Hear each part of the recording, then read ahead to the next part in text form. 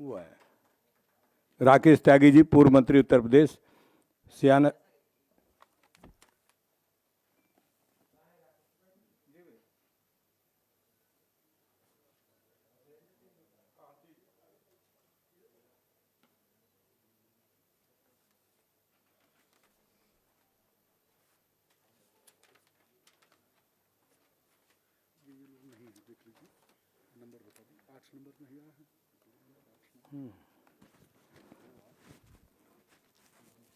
सम्मानित साथियों, श्री राकेश त्यागी जी, श्री अरशद खान जी, श्री अश्विनी शर्मा जी सहित बड़ी तादाद पर समाजवादी पार्टी में शामिल होने आए हैं। मैं उन सभी का स्वागत करता हूं और माननीय सलीम शेरवानी जी से अनुरोध करता हूं कि वो आए हुए सभी पार्टी में शामिल होने आए हुए सभी लोगों का स्वागत करते हुए और अपनी बात रखेंगे और उनके नाम भी प्रस्तुत करने की कृपा करेंगे। माननीय सलीम शेरवानी साहब। बहुत बहुत शुक्रिया अध्यक्ष जी।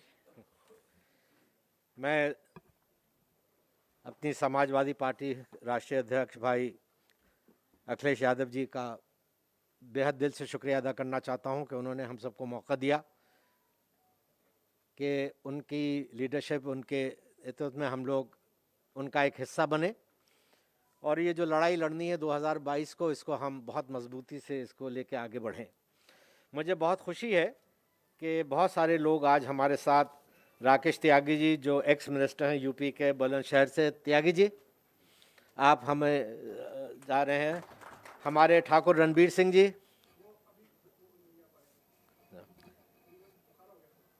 अरशद खान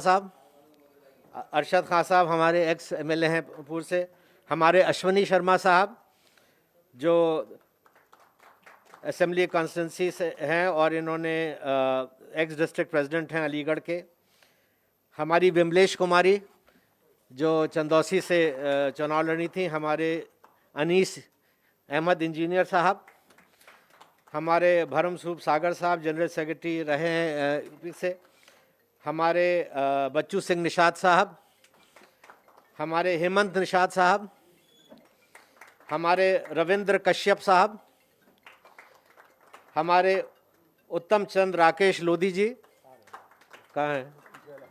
पीछे वाले हॉल में, तुमको बुला लेते? हाँ, बुला लो। अयाज शेरवानी साहब, एक बहुत मजबूत नौजवानों की टीम हमारे साथ जुड़ रही है। सैयद फरहान अली हमारे ये स्टेट वाइस प्रेसिडेंट हैं एनएसयूआई के, इनके साथ जाहिद गाजी साहब ये डिस्ट्रिक्ट प्रेसिडेंट हैं एनएसयूआई बदायूं के, Nikhil Kumar district president NSUI Bareilly, Jaspal Singh district president NSUI Pilibhit, हमारे दिनेश वर्मा साहब, अच्छा, हमारे ब्रिजेश गौतम ये पूर्व संघ मंत्री फिरोजाबाद अलीगढ़ के हैं, और दिनेश प्रजापति वो भी नहीं आ पाए। उसके साथ साथ आप लोगों के साथ बहुत सारे लोगों ने आज हमारे साथ फैसला किया है ज्वाइन करने का। हमारी विमलेश कुमारी जी जो हैं, इनके साथ मयंक जैन साहब हैं, रईस अहमद साहब हैं, बाबू राम हैं, तरुण कुमार वैश्य हैं, राहुल कुमार वैश्य हैं, अतुल कुमार वैश्य हैं, जावेद अशरफ साहब हैं, मुजम्मिल खान साहब हैं, विकास यादव साहब हैं, देव शरण शर्मा साहब हैं, अमर सिंह यादव साहब हैं, हमारे सुधीर कुमार देखू साहब हैं, नवनीत वैश्य साहब हैं, जितेंद्र कुमार हैं, ब्रजेश नंदन हैं, राजेश गुप्ता हैं, गुलाम मोहम्मद साहब हैं, हमारे भरम स्वरूप सागर साहब और हमारे इनके अनीस इंजीनियर साहब के साथ बहुत सारे लोग बरेली से, जिसमें महानगर के बीएसपी और सब ये लोग बीएसपी से हैं। मोहम्मद खालिद साहब हैं, ये BSP Bareilly, Arjun Singh T2 member ज़िला परिषद पंचायत बीएसपी, विश्वपाल सिंह फरीदपुर बरेली एक्स मंडल अध्यक्ष बीएसपी, एनसी विश्वकर्मा बरेली से नए समाज बीएसपी, अनिल ठाकुर बरेली से बीएसपी से, जितेंद्र पाल सिंह सोनकर बरेली एक्स महानगर महामंत्री बीएसपी से, सुरेंद्र सोनकर बरेली से ज़िला महामंत्री बीएसपी से, लल्लन खान मुस्तफ़ा बरेली सभासद बीएसपी से अब्बास अली बरेली, कांग्रेस से विपिन शर्मा फरीदपुर बरेली मंडल अध्यक्ष ब्राह्मण समाज बीएसपी से, सुशील शर्मा फरीदपुर से, श्री हयूम मौर्य बरेली से, श्री सोमनपाल दिवाकर साहब एक्स MLA, श्री M चंद्र बरेली एक्स मंडल अध्यक्ष वामसप से, श्री हरी सिंह वर्धन शाहजहांपुर से, दिनेश गौतम साहब, विपिन तिवारी साहब, टिक्कम हसन खान साहब, अमित राजपूत साहब, पीलीभीत से ताहिर चेयरमैन साहब, कल्याण सिंह सरोज साहब और बहुत सारे लोग हैं बरेली, शाहजहांपुर और पीलीभीत से जो दूसरे हॉल में बैठे हैं और अध्यक्ष जी जाके उनसे वहाँ मिलेंगे। हमारे ये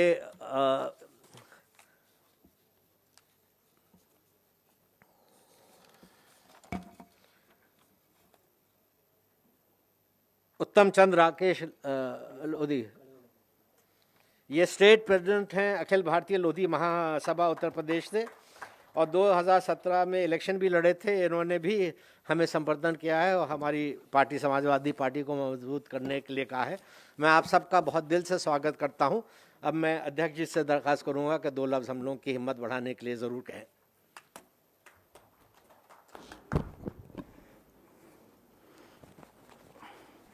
अरे एक बोल दीजिए मेरा बहुत ही करीबी और मैं भूल जाता हूँ, उसको शिकायत हमेशा हो जाती है। खड़े हो साजिद। फिर वो रह जाएगा। साजिद अली ये हमारे डिस्ट्रिक्ट बदायूं के अध्यक्ष थे और बहुत 84 से मेरे साथ जुड़े हुए हैं। और रिजवान कहाँ है? ये लौट आए। हाँ रिजवान लौट हाँ लौट आए, ज्वाइन नहीं कर रहे, ये लौट आए। और रिजवान परवेज अध्यक्ष जी आप इनसे मिले थे जिनके याद है मुझे, मेडिकल कॉलेजेस वगैरह वहाँ चल रहे हैं। हाँ, याद ये है भी मुझे। BSP से छोड़ के आज हमारे साथ आए हैं। नहीं, बहुत सारे साथी ऐसे हैं जो लौटे हैं। फिर वो सब कहना चाहिए। हाँ, कह दो, अगर अकेली महिला है तो कह दीजिए आप। मैं अरे तारिक का नाम भी रह गया।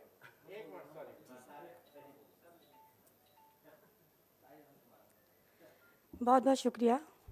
सबसे पहले मंच पर मौजूद समाजवादी पार्टी के हृदय हमारे बड़े भाई श्री अखिलेश यादव जी, मैं जरा जोरदार तालियों से सबसे ज़्यादा उनका इस्तकबाल कराना चाहती हूँ। और हमारे नेता और कांग्रेस पार्टी में जितने लोग हमारे साथी हैं आज समाजवादी ज्वाइन कर रहे हैं, मेरी तरफ से सभी का हार्दिक अभिनंदन। और आशा करती हूँ कि 22 में साइकिल की दौड़ पूरी करते हुए हम इन हाथों से उठाकर उस कुर्सी को अखिलेश भैया जी को दें, ऐसी कामना के साथ मैं शुभकामना देती हूँ। संकल्प लेते हैं हम लोग कि 22 में साइकिल आएगी और हमारे प्रदेश में खुशहाली लाएगी। इस नारे के साथ हमें अपने क्षेत्र में निकल जाना है।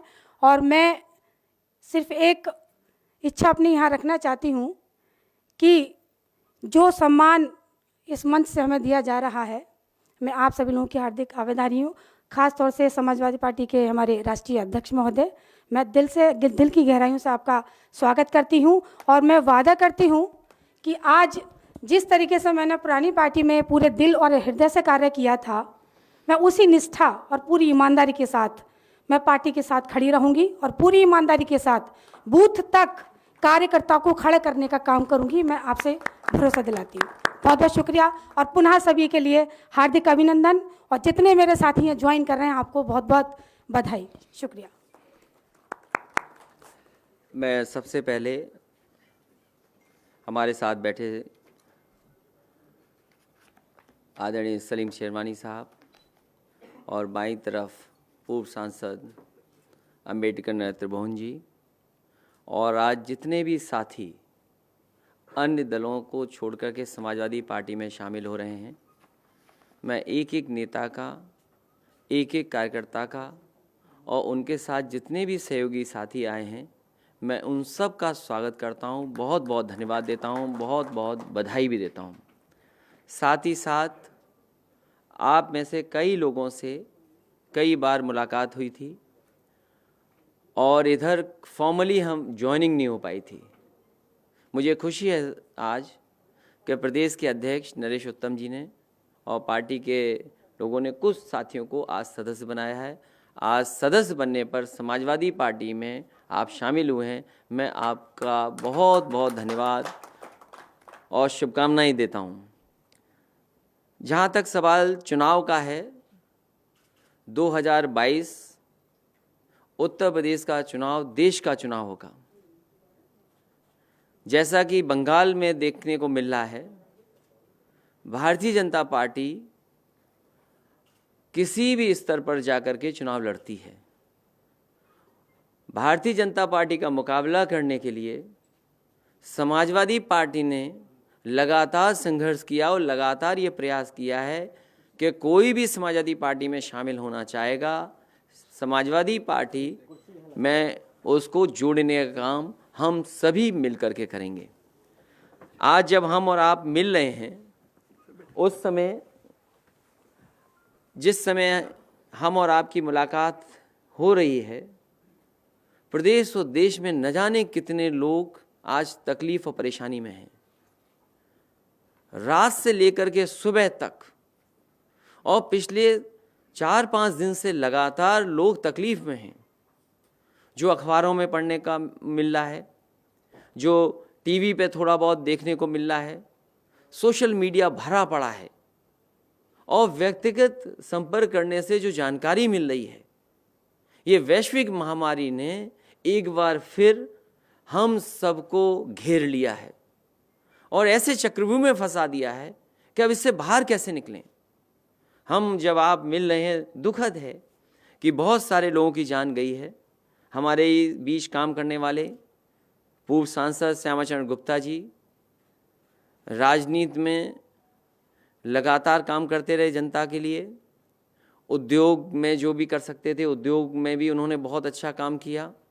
न जाने कितने लोगों को नौकरी, रोजगार और काम से जोड़ा था। आज वो हमारे बीच में इसलिए नहीं क्योंकि कोरोना से उनको संक्रमण हुआ और कोरोना का इलाज कराते कराते उनकी जान चली गई। ऐसे बुरे दिन, ऐसे काले दिन, ऐसे तकलीफ भरे दिन हमने आपने कभी नहीं देखे होंगे। और जिस तरीके का संकट आ रहा है, जो गरीब है सबसे ज्यादा तकलीफ में है। जो गरीब है उसको रोजी रोटी, रोजगार, गरीब को यह समझ में नहीं आ रहा कि हम रोजगार से आगे अपना जीवन यापन करें, कुछ काम काज कर लें या बीमारी से बच लें।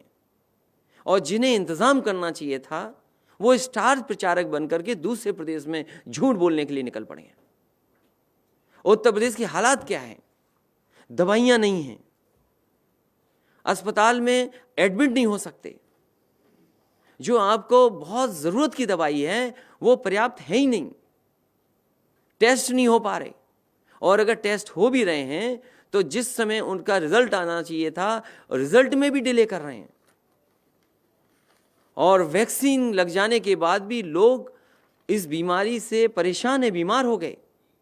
अगर लखनऊ की जो प्रेस्टिजियस इंस्टीट्यूशंस हैं, अगर उस इंस्टीट्यूशन के लोग भी ऐसी बीमारी से तकलीफ में चले जाएं तो आखिरकार आम जनता का इलाज कौन करेगा?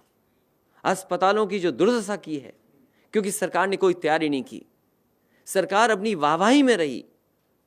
जब बीमारी खत्म हो जाती तो वाहवाही होती तो ठीक था, लेकिन बीमारी को छिपा करके, आंकड़ों को छिपा करके, जानकारी को छिपा करके और अपनी वाहवाही की खुशी मना रहे थे। क्या कोई ये सोच सकता है वैक्सीन की जगह जो वैक्सीन लगनी चाहिए थी वो कुत्ते वाली दवाई लग जाए? इससे दर्दनाक, इससे खराब क्या हो सकता है? और फिर आखिरकार सरकार की जो जिम्मेदारी है वो सरकार क्यों नहीं जिम्मेदारी निभा रही है? इनके लिए चुनाव जरूरी है, जान जरूरी नहीं है। जब इन पर पर्याप्त समय था, पर्याप्त बजट था, पर्याप्त इंतजाम करने का वक्त था, इन्होंने इंतजाम नहीं किया। इसकी वजह से पूरे के पूरे उत्तर प्रदेश के गरीब आम लोग परेशान हैं, जिन्हें न अस्पताल मिल रहा है, न दवाई मिल रही है, न वैक्सीन हो पा रही है, और न ही वैक्सीन के लगने के बाद उनके बचाव के लिए कोई सरकार फैसला ले रही है। इसलिए हमें उम्मीद है कि आने वाले समय में उत्तर प्रदेश की जनता बदलाव की तरफ देखेगी और इतने साथी जो आए हैं, जो लगातार समाजवादी पार्टी में जुड़ रहे हैं, ये बदलाव की तरफ ले जा रहे हैं, एक अच्छे उत्तर प्रदेश और खुशहाली और तरक्की वाले उत्तर प्रदेश की तरफ ले जा रहे हैं। मैं एक बार फिर एक एक नेता का, एक एक कार्यकर्ता का जो इनके साथ शामिल हो रहा है, मैं उनको बहुत बहुत बधाई, बहुत बहुत धन्यवाद देता हूँ।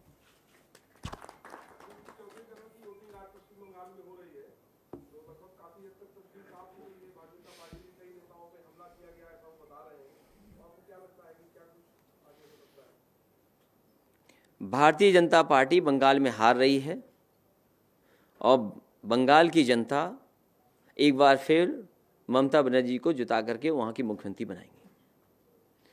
और हम भी यहाँ से उत्तर प्रदेश से समाजवादी लोग अपील कर रहे हैं कि भारतीय जनता पार्टी जैसी पार्टी को हराएं।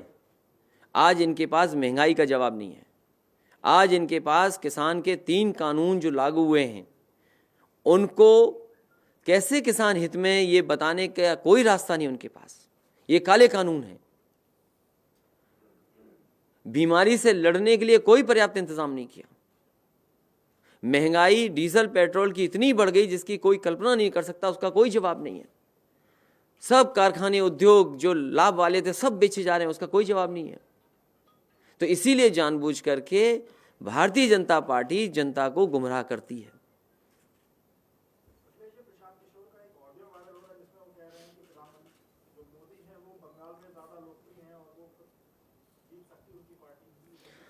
जितना ममता बनर्जी जी लोकप्रिय हैं उतना कोई लोकप्रिय नहीं है बंगाल में। सर, सरकार कोविड उत्सव मनाने जा रही है टीकाकरण का 11 से लेके 14 अप्रैल।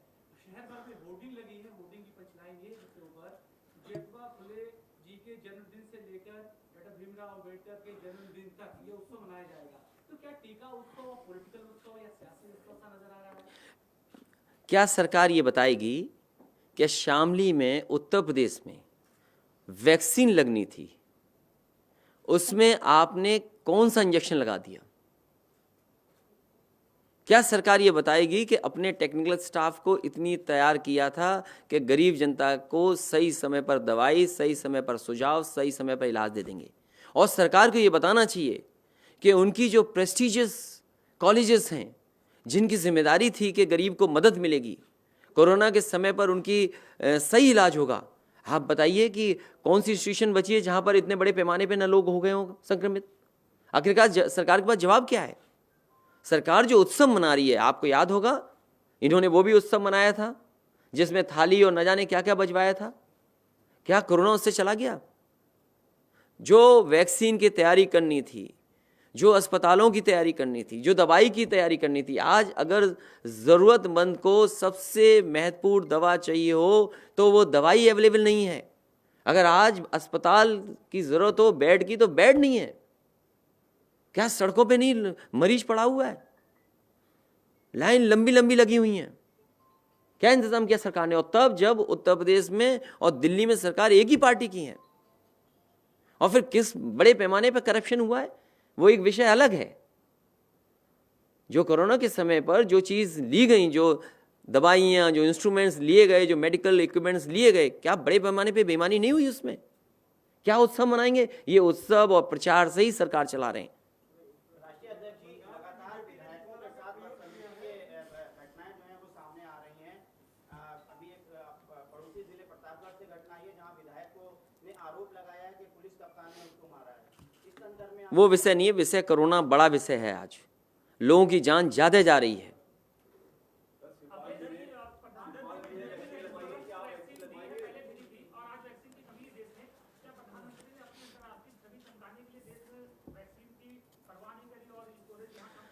आपको चिंता इस बात की करनी चाहिए, कोरोना टीके के नाम पर 3 महिलाओं को लगा दिया रेबीज का टीका। टीके कम पड़े, किसी इलाके में 2-3 दिन से टीके पहुंचे ही नहीं हैं। कोरोना टीके के नाम पर वो तो वही सेम न्यूज़ है। टीके के दोनों खुराक लेने के बाद भी यूपी में स्वास्थ्य विभाग के मुखिया हुए संक्रमित। 40 डॉक्टर एक जगह संक्रमित, 25 डॉक्टर एक जगह संक्रमित।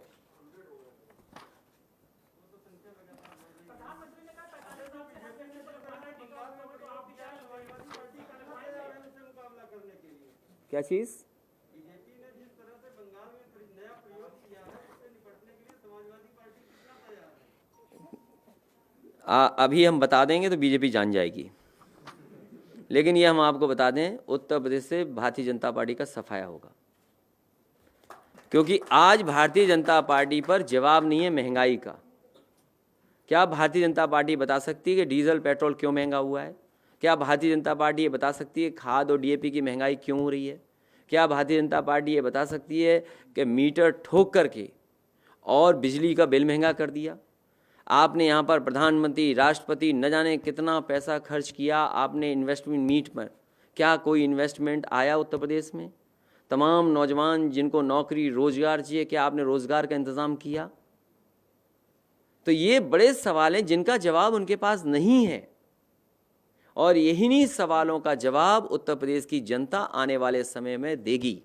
नौजवान तैयार है, किसान तैयार है, और इतना अन्याय, उत्पीड़न, इतना लोगों का अपमान, किसी सरकार ने इतना अपमान नहीं किया होगा जितना इस सरकार में अपमान हो रहा है।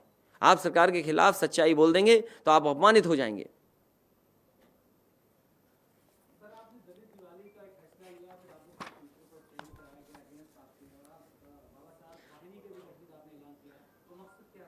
समाजवादी पार्टी और समाजवादी पार्टी के तमाम हमारे पूर्वज और हमारे तमाम पुराने नेता, और सबसे बेहतर उदाहरण यही है कि डॉक्टर राम मनोहर लोहिया और डॉक्टर भीमराव अंबेडकर जी दोनों मिलकर के काम करना चाहते थे। एक समय ऐसा आया था कि दोनों ने फैसला लिया कि दोनों मिलकर के काम करेंगे। वो परिस्थिति और समय नहीं मिला जिसकी वजह से दोनों विचारधाराएं एक नहीं हो पाई। मुझे खुशी इस बात की कि समाजवादी पार्टी पूरा संगठन आने वाले समय में दिवाली का आयोजन होगा, और नाम तो कुछ भी हो सकता है, नाम पे शिकायत हो सकती है, लेकिन नाम तो हम कहें कि बाबा साहब के नाम पर अंबेडकर दिवाली हो सकती है, हमारा समता दिवस के नाम से हो सकता है, हम नाम तो कोई भी कर सकते हैं। संविधान रक्षा दिवस हो सकता है, सामाजिक समता दिवस हो सकता है, बहुजन सम्मान दिवस हो सकता है, अंबेडकर दिवाली हो सकती है, संविधान दिवाली हो सकती है, स्वजन दिवाली हो सकती है। लेकिन जो ट्रेंड कराने वाले लोग थे वो बीजेपी कांग्रेस के लोग थे। एक एक हैंडल देखिए आप। समाजवादी पार्टी अगर बाबा भीमराव अंबेडकर जी के मानने वाले लोगों को, अनुयायियों को अगर गले लगा रही हैं, तो आखिरकार बीजेपी और कांग्रेस को क्या तकलीफ है? भारतीय जनता पार्टी और कांग्रेस के लोग बताएं कि उन्हें तकलीफ क्या है, और मुझे ये बताएं क्या 14 तारीख को बाबा भीमराव अंबेडकर जयंती के दिन वो दिया जलाएंगे कि नहीं जलाएंगे? उनके सम्मान में ये बीजेपी और कांग्रेस के लोग दिया जलाएंगे कि नहीं जलाएंगे? ये सबसे बड़ा सवाल है।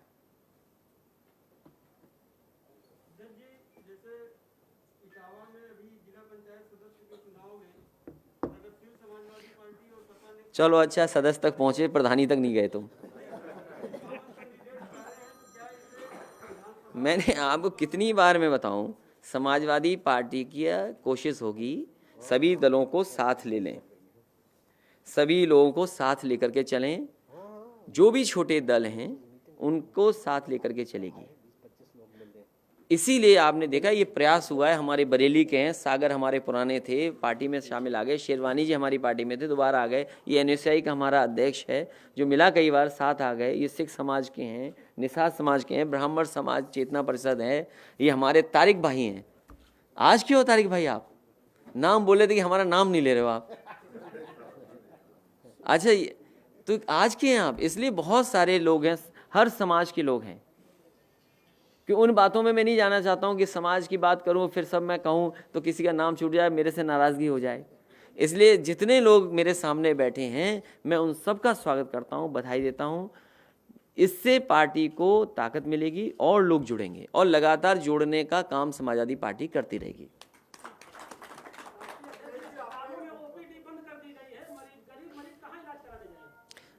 यही बात हम कह रहे हैं, इसीलिए उत्तर प्रदेश की जनता देख रही है कि स्टार प्रचारक हैं, उन्हें चिंता उत्तर प्रदेश की नहीं है। प्रधानी का चुनाव लड़ा रहे हैं बंगाल में जाकर के। जिस प्रदेश में कानून व्यवस्था चौपट हो गई हो, महिलाएं सुरक्षित ना हो, बेटियां सुरक्षित ना हो, मेडिकल का पूरा कोलैप्स कर गया हो, और वो आपके विकास की गाथाएं कर रहे हैं वहां पर।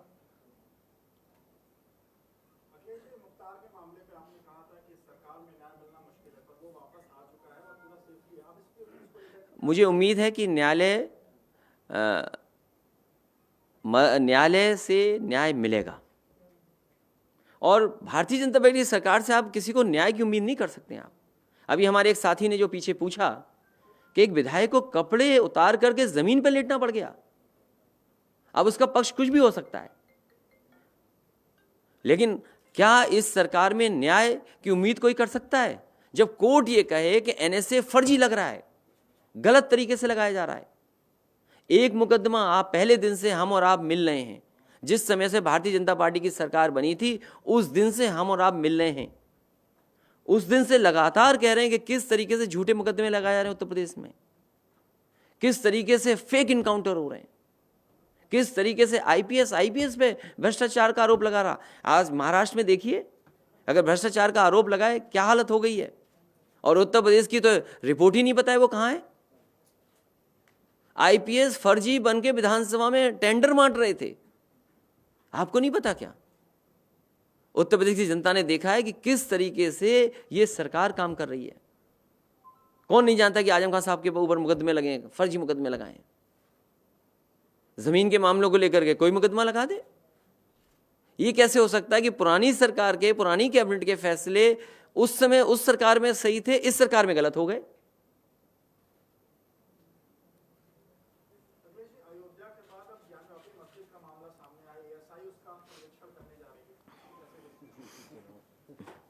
उत्तर प्रदेश में चुनाव के लगता दिन कम है, चुनाव करीब आ गया है।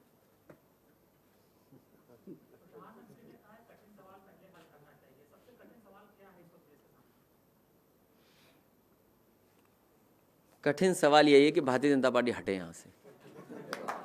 और मैं एक बार फिर सब आपको स्वागत करता हूँ, धन्यवाद देता हूँ आपका। सब लोग आ जाएंगे, फोटो हो जाएगी, आ जाओ कम। और दोनों लोगों को मैं बधाई देता हूं। एक दीपचंद जी हैं, उनके जन्मदिन की बहुत बहुत बधाई, बहुत बहुत शुभकामनाएं। दूसरे साथी हैं शबी हैदर जी, उनको बहुत बहुत बधाई। कौन है? अरे तुम्हारा जन्मदिन है तो तुमने क्या सवाल पूछा? यहाँ आइए जन्मदिन वालों, बहुत शुभकामनाएं।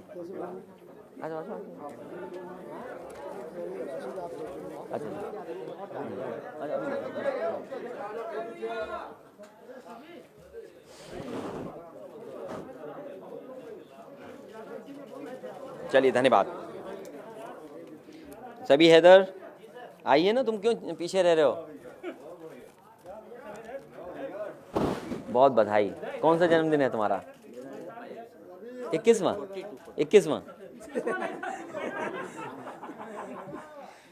दीपचंद, ओहो 110 किलो। कितना? नहीं मान ही नहीं सकता मैं।